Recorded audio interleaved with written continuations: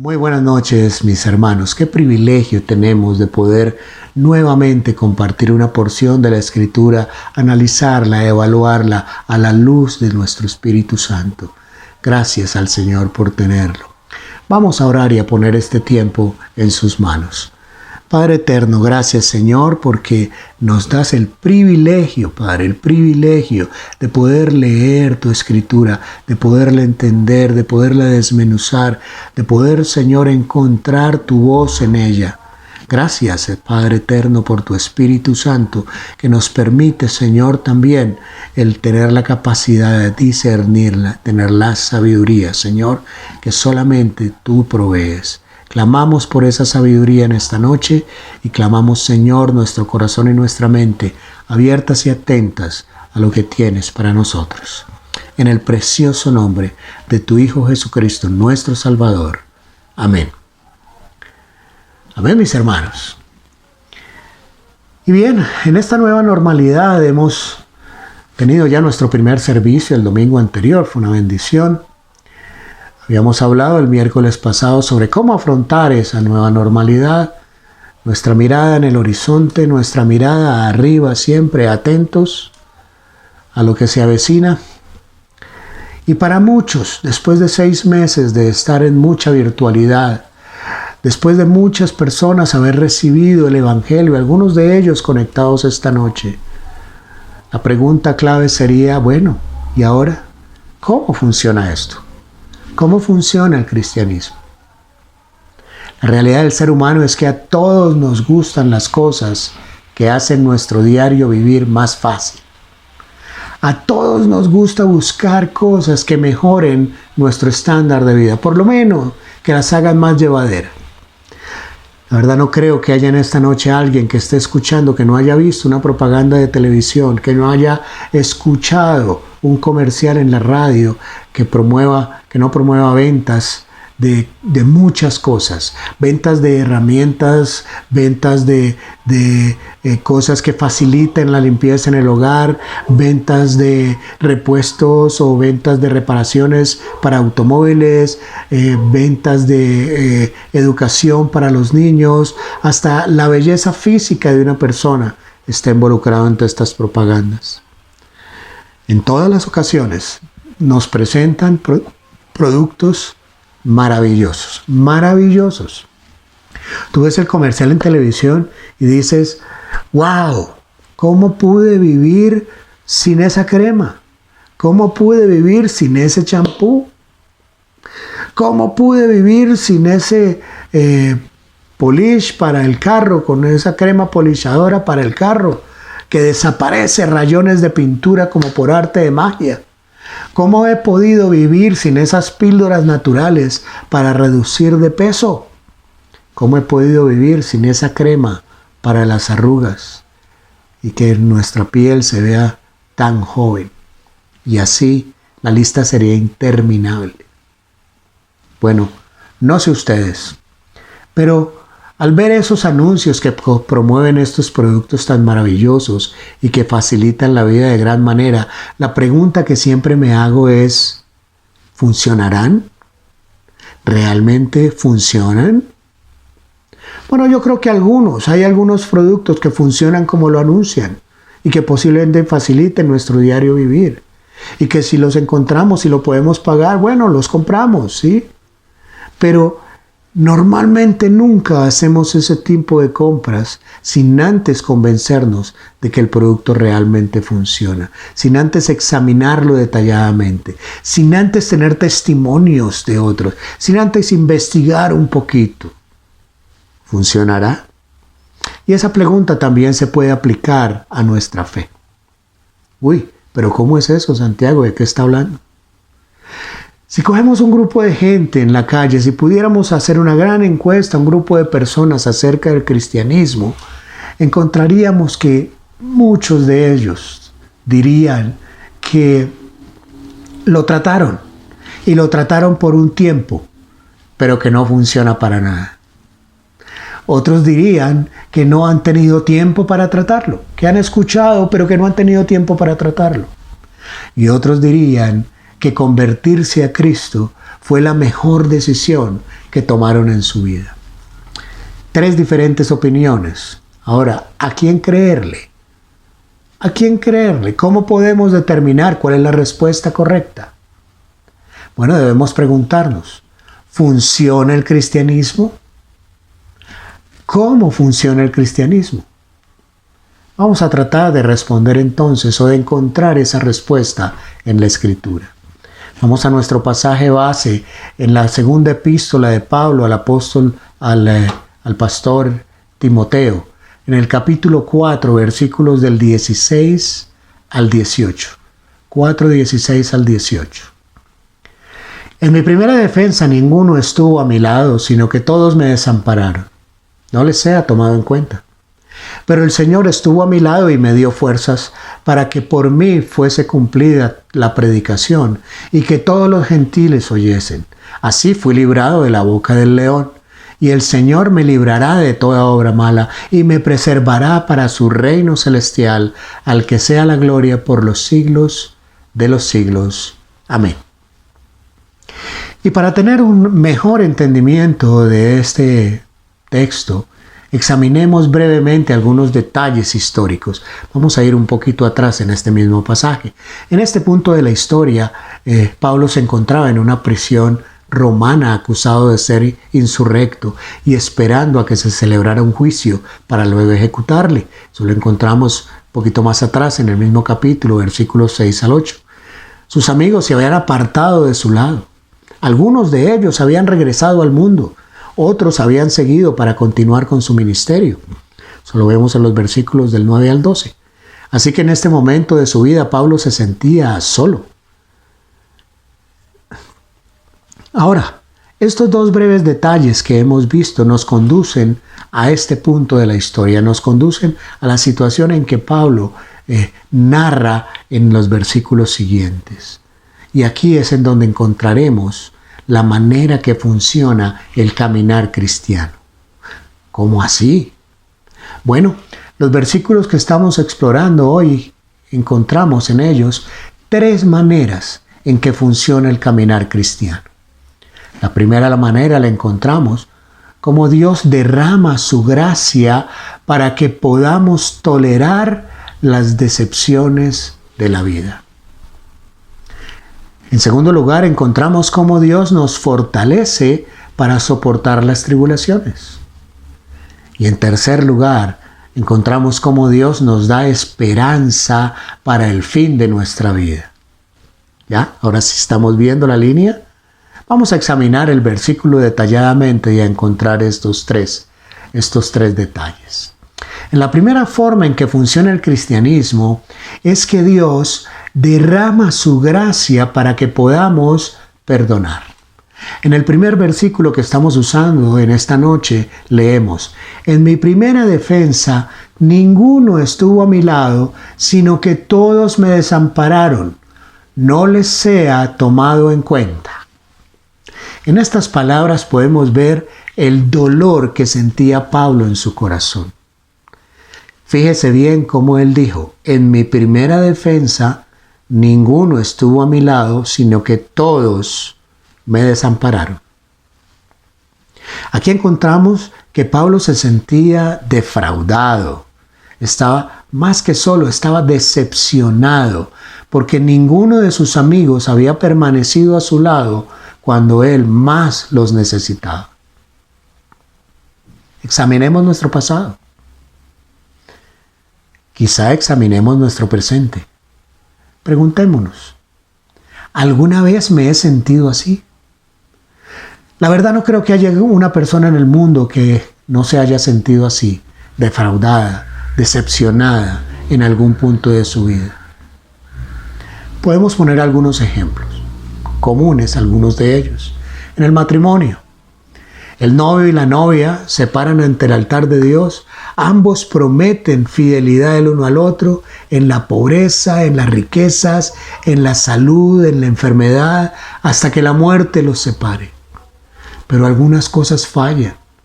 Y esa persona en la que pensaba poder confiar se marcha de su vida. Deja un vacío, un dolor, y el enojo queda ahí, el resentimiento. queda ahí. En las amistades. Quizá tenías una amistad por muchos años. Alguien en quien confiabas grandemente. Alguien que pensabas que te ayudaría. Pero cuando las cosas se pusieron difíciles, cuando llegó el momento de apoyar, de ayudar, esa persona se marchó, se fue. Nos causa dolor, porque nuestra confianza ha sido violada. Nuestro enojo no queda atrás. Estos son dos ejemplos comunes, ejemplos de situaciones que sucederían a diario. Pero debemos preguntarnos, ¿cómo hemos reaccionado a esas situaciones? Por lo general nos sentimos enojados. La mayoría queremos venganza. Buscamos ojo por ojo, diente por diente. Aún no dormimos pensando, planeando nuestra venganza. Se nos quita el apetito de solo pensar en lo que nos hicieron. Se nos quita el hambre de solo pensar en cómo vamos a responder. Esperamos con anhelo el día cuando finalmente podamos hacer o podamos decir lo que hemos planeado. Muchas veces el simple hecho de decir, oh, me siento ese fresco, me he sacado una espina. Pero según leemos estos versículos, podemos ver que Pablo se sintió traicionado, sí.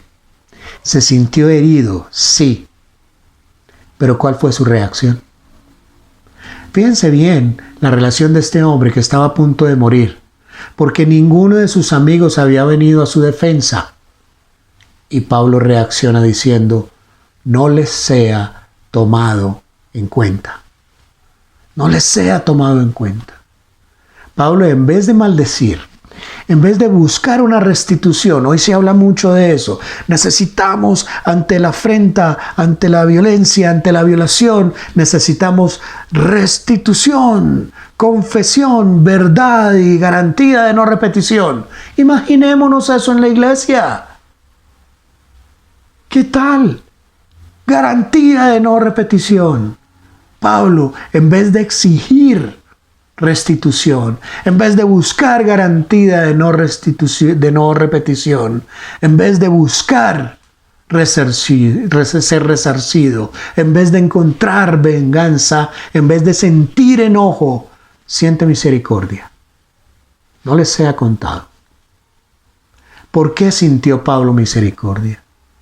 Pablo sintió misericordia porque así funciona el cristianismo. Porque la gracia de Dios sobreabunda en su vida. Así como nos lo dice en 2 Corintios 4. Y es exactamente así como funciona el cristianismo. En situaciones difíciles, en situaciones cuando somos decepcionados, traicionados, la gracia de Dios sobreabunda para que podamos perdonar en vez de odiar. Y es a perdonar exactamente a la que todo cristiano está llamado. Recordemos siempre que si no podemos perdonar, no seremos perdonados. Mateo capítulo 6, versículo 14. Si no podemos perdonar, entonces lo único que estamos haciendo es alimentando la semilla de la amargura que fue plantada en nosotros.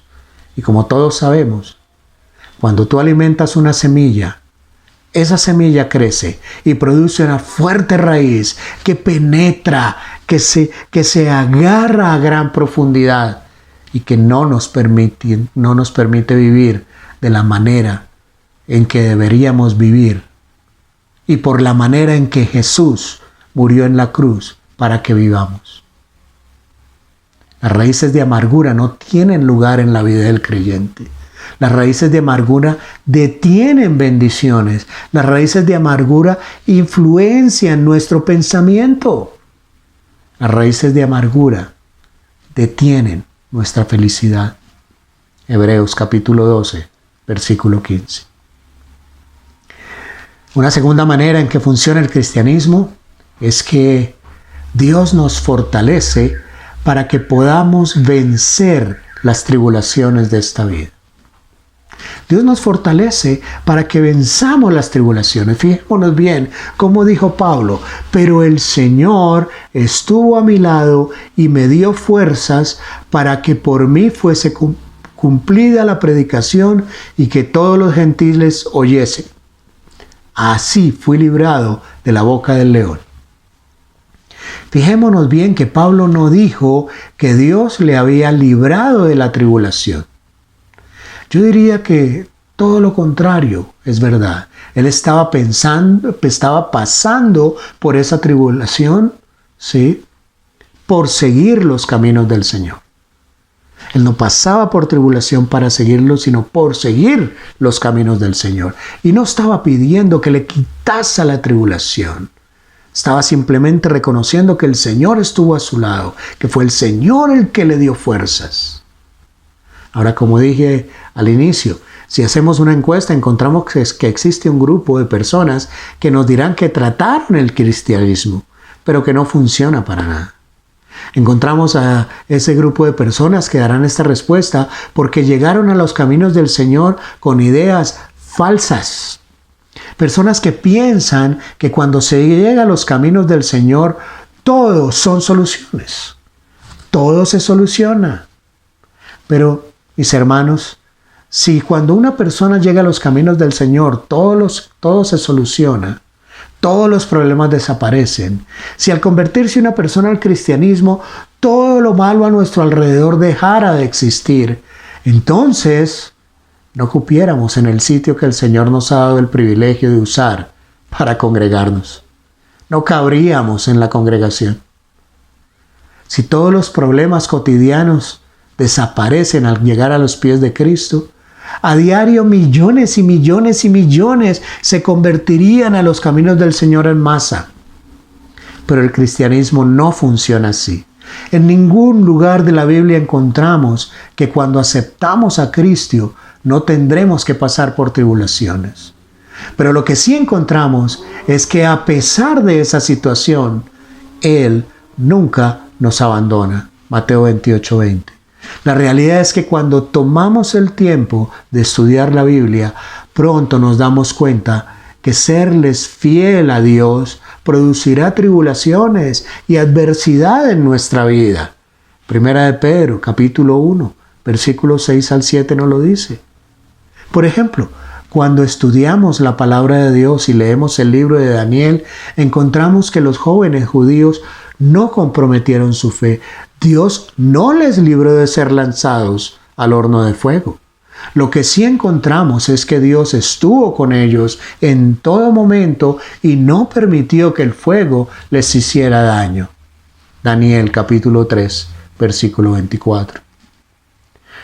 Ahora, manteniéndonos un poquito en el libro de Daniel, encontramos también que cuando Daniel no comprometió su fe y él fue lanzado al foso de los leones, Dios no lo libró de esa tribulación, pero Dios estuvo con él en todo momento y no permitió que nada malo le sucediera a Daniel. Daniel capítulo 6, versículo 19. En realidad, todos pasaremos por tribulaciones, todos sentiremos dolor, todos sufriremos de una u otra forma. Pero tenemos la promesa de Dios que nunca nos abandonará y nos fortalecerá para poder vencer. Juan capítulo 16, 33. ¿Funciona el cristianismo? El cristianismo funciona porque Dios derrama su gracia para que podamos perdonar a aquellos que nos decepcionan y hieren. Funciona porque Dios derrama su gracia, porque Dios nos fortalece para que podamos vencer en momentos de tribulación. Y en tercera forma en que el cristianismo funciona, es que Dios nos da la esperanza para el fin de nuestra vida. Pablo continúa diciéndolo. Y el Señor me librará de toda obra mala y me preservará para su reino celestial. A Él sea la gloria por los siglos de los siglos. Amén. Esta esperanza no está basada en la idea de un hombre, está basada en la muerte y resurrección de nuestro Rey Salvador Jesucristo. Juan 3:16. Esta esperanza es una que todos necesitamos.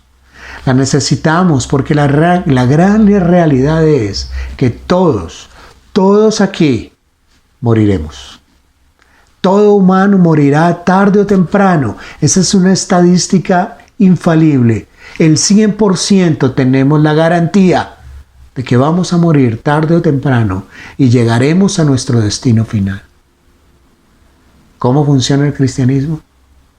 El cristianismo funciona dándonos la esperanza de que al fin de nuestras pruebas y tribulaciones, Él nos entregará la corona de vida. Apocalipsis 22, del 10 al 11. El cristianismo funciona dándonos la esperanza que viviremos para la presencia de Dios para siempre. Como les dije al inicio, a todos nos gustan las cosas que harán de nuestra vida más fácil, pero nunca aceptamos o compramos un producto sin antes preguntarnos, ¿funciona? Existen muchos en el mundo que dicen que han tratado el cristianismo y que es algo que no funciona, pero eso ha sucedido porque llegaron con ideas erróneas.